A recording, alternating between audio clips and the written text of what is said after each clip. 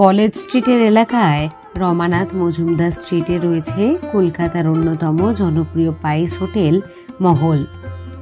একসময় এই বাড়িটি ছিল প্রেসিডেন্সি বোর্ডিং হাউস নামে একটি বিখ্যাত মেসবাড়ি। এখানেই থাকতেন বিখ্যাত কবি জীবনানন্দ দাশ, থাকতেন বাংলা সাহিত্যের অন্যতম জনপ্রিয় সাহিত্যিক ও ব্যোমকেশ বক্সীর চরিত্রের স্রষ্টা শরদিন্দু বন্দ্যোপাধ্যায়। পরবর্তীকালে প্রেসিডেন্সি বোর্ডিং হাউসের রান্নাঘরেই শুরু হয় মহল নামের একটি পাইস হোটেল। অন্যান্য পাইস হোটেলের মতোই এই হোটেলেও পাওয়া যায় সাধারণ বাঙালি খাবার।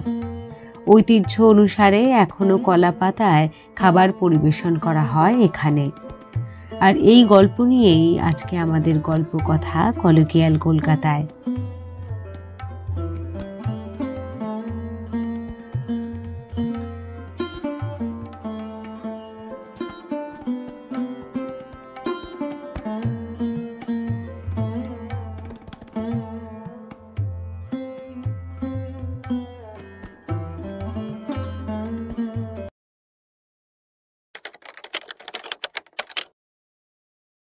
তাহলে এটা একটু বিশদে বলতে হবে। আমি সন্দীপ দত্ত এই মহল হোটেল এখন দেখাশোনা করি, চালাচ্ছি, আর তার সাথে প্রেসিডেন্সি বোর্ডিং হাউস চালাচ্ছি। কেন বললাম প্রেসিডেন্সি বোর্ডিং হাউস? এই প্রেসিডেন্সি বোর্ডিংয়ের হাত ধরেই কিন্তু মহল হোটেল। প্রেসিডেন্সি বোর্ডিং 1917 সালে আমার ঠাকুরদাদা নন্দলাল দত্ত শুরু করেছিলেন। এই বাড়িটি হচ্ছে প্রেসিডেন্সি বোর্ডিং হাউস ছিল, আর সেই প্রেসিডেন্সি বোর্ডিং হাউসের রান্নাঘর ছিল এইটা। 1917 সাল থেকে এখানে রান্না হতো। তো সেই 1917 সালে প্রেসিডেন্সি বোর্ডিং হাউস মানে আগেকার দিনের বহু গণ্যমান্য ব্যক্তি এখানে এসে থেকে যেতেন, মেস বোর্ডিংয়ে থাকতেন আর কি। তখন তো কলকাতায় এত থাকার ব্যবস্থা ছিল না, মেস বোর্ডিংয়েই সবাই এসে থাকতেন।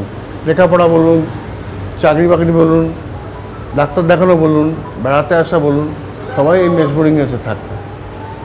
সেই সুবাদে এখানে আমরা পরে খুব স্বনামধন্য এবং মানে কি বলবো, শরদিন্দু বন্দ্যোপাধ্যায় এখানে থেকে গেছেন 1919 থেকে 1921, আর কবি জীবনানন্দ দাশ, তো সেই জীবনানন্দ দাশ থেকে গেছেন 1932 থেকে 1938 সাল পর্যন্ত। তখন বাইরে থেকে লোকজন আসতেন, তাদের থাকার জায়গার ব্যবস্থা, তারা এমন একটা ব্যবস্থা ছিল যে থাকা খাওয়া, মান্থলি খাওয়া, এই ব্যবস্থাটা ছিল বোর্ডিং হাউসে, মেস বোর্ডিংয়ে আর কি। হ্যাঁ, সেই ব্যবস্থাতেই ওনারা থাকতেন। একটা ঘরে হয়তো 4 জন থাকতেন, 3 জন থাকতেন, আবার সিঙ্গেল রুমও থাকতো। বিভিন্ন রকম ভাবে লোকেরা থাকতেন এখানে। বহু গণ্যমান্য ব্যক্তি এখানে থেকে গেছেন। শুধু আমাদের এখানে নয়, কলকাতায় ছিটিয়ে যত মেস বোর্ডিং ছিল সেখানে কেউ না কেউ কোনো বড়, যারা পরবর্তীকালে বড় লেখক, কবি বা খেলোয়াড় বা যা কিছু হয়েছেন, তারা এই মেস বোর্ডিংয়ে থেকেই হয়েছে, যারা কলকাতার লোক নন আর কি। তো তারপরে এইখানে যখন মেস বোর্ডিংয়ে যখন খাওয়া উঠে গেল, তখন এই ঘরে 1991 সালে মহল হোটেল শুরু হয়। মানে কন্টিনিউশন আর কি। মানে আগে খাওয়া হতো, আগে ওই ঘরে খাওয়া হতো, এই ঘরে কুক হতো, এখন হয়ে গেছে এই ঘরে খাওয়া, এই ঘরে কুক। হ্যাঁ, তো সেই থেকে চলছে মহল হোটেল।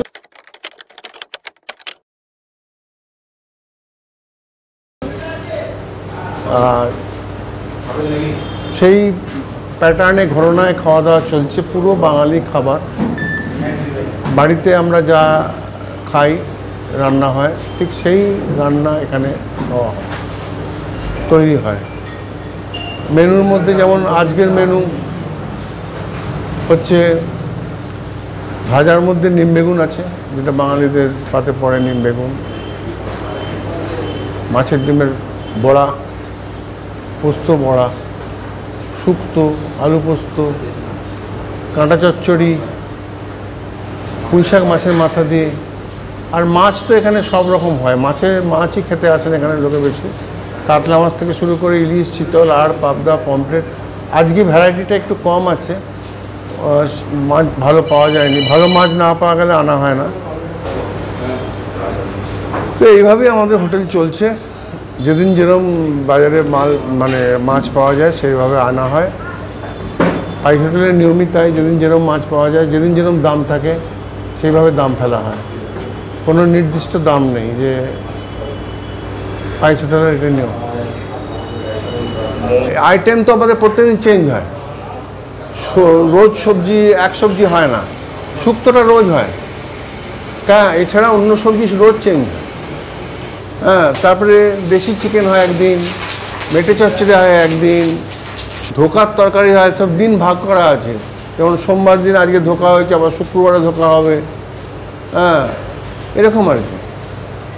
আচ্ছা, এটা হচ্ছে মুগ ডাল, এটা হচ্ছে শুক্তো, এটা আলু পোস্ত, এটা কচু পাতা চিংড়ি মাছ দিয়ে, এটা মাছের ডিমের বড়া, এটা কাতলা ভাপা, এটা হচ্ছে চিতল মাছের পেটি, কোরমা, ইলিশ মাছের সর্ষের ঝাল, মটন কারি, চিংড়ি মাছের মালাইকারি বাগদা চিংড়ি, আর এটা ভেটকি মাছের পাতুরি, এটা আমের চাটনি, এটা আমসত্ত্ব খেজুরের চাটনি।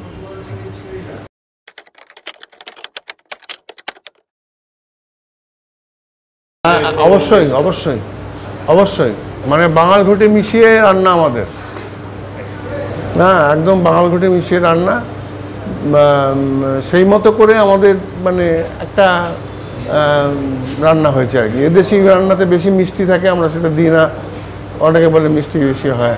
আগরতলার লোকেরা তো মিষ্টি খান না, আগরতলার লোকেরা প্রচুর লোক আসেন এখানে, বাঙালি আছেন, তারা মিষ্টি খান না, তাদের জন্য আবার একটু মিষ্টি কমাতে হয়। একবারে মিষ্টি কমাই না, মিষ্টি কমাই।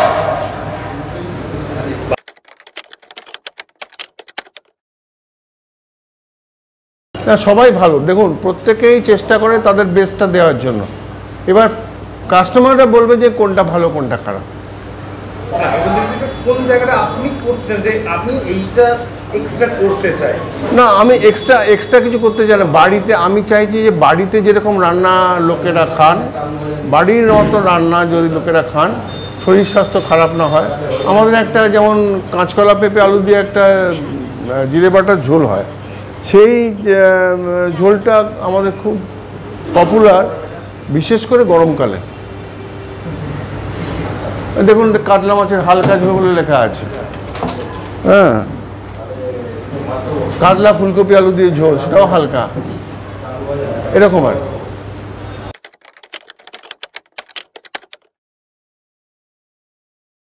আমাদের একটা মুগের ডাল হয়, খুব ভালো, স্পেশাল ডাল বলি আর, ওইটা খুব চাহিদা। শুক্তোর খুব চাহিদা, যেটা নন ভেজের মধ্যে বললাম আর কি। আর নন ভেজের মধ্যে মাছ, এখানে আমাদের ফ্রেশ মাছ পাওয়া যায়, লোকেদের যেটা যেরকম পছন্দ হয় সেটা সেদিন সেরকম খান।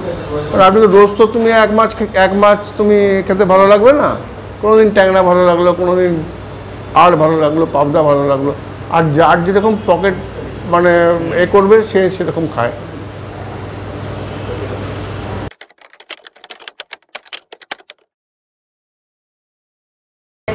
হ্যাঁ, সেলিব্রিটিরা যেমন মিরের একটা চ্যানেল ছিল ফুটকা বলে, উনি করে গেছিলেন। আর লাস্টে সৃজিত মুখার্জি একটা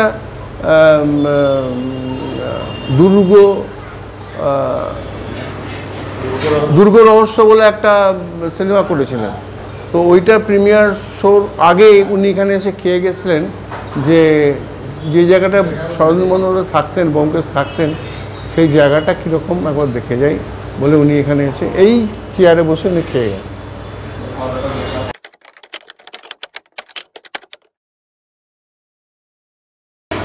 এখানে সুশান্ত সিং রাজপুতের একটা, দিবাকর ব্যানার্জিতে সুশান্ত সিং রাজপুতের একটা হিন্দি ব্যোমকেশ হয়েছিল, তার শুটিংটা নিচে মানে আমাদের এই বাড়িতেই হয়েছিল।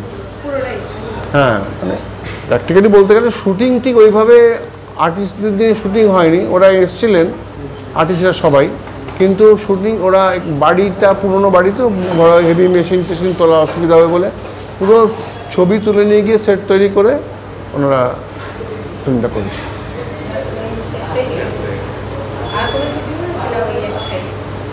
প্রচুর শুটিং হয়েছে এখানে আগে আর কি, প্রচুর আগে বাংলা বইতে সেগুলো কোনোটা বেরিয়েছে, কোনোটা বেরোয়নি। আগে হয়েছে, এখন না।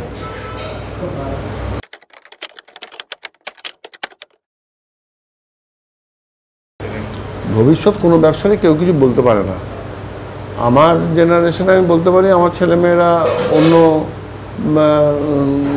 এতে যুক্ত রয়েছে, ওরা শিক্ষার জগতে যুক্ত রয়েছে, কিন্তু ওরা যথেষ্ট উৎসাহ ওদের এখানে আছে। আমার পরে কী হবে ওরা ঠিক করবে, সেটা আমি ঠিক করবো না। আপনি আপনার ভবিষ্যৎ পরিকল্পনাটা কি এই ব্যবসা? আমার ভবিষ্যৎ পরিকল্পনা কিছু নয়, কারণ এটা নতুন করে আর বাড়ানোর কোনো স্কোপও নেই। এইটা যেভাবে চলছে লোকে এইভাবেই রাখতে চায়, দেখতে চায়। এটাকে ওই ঝাঁ চকচকে একটা মানে হোটেল দেখতে চায় না। তা অনেক লোকের সাথে আমি করেছি, কথাবার্তা বলেছি, তারা সকলেই বলেছে না দাদা এইরকমভাবেই কিন্তু রাখবেন, এটাকে কখনো আপনি ওই রকম একটা হাইফাই করে রেখে দেবেন না।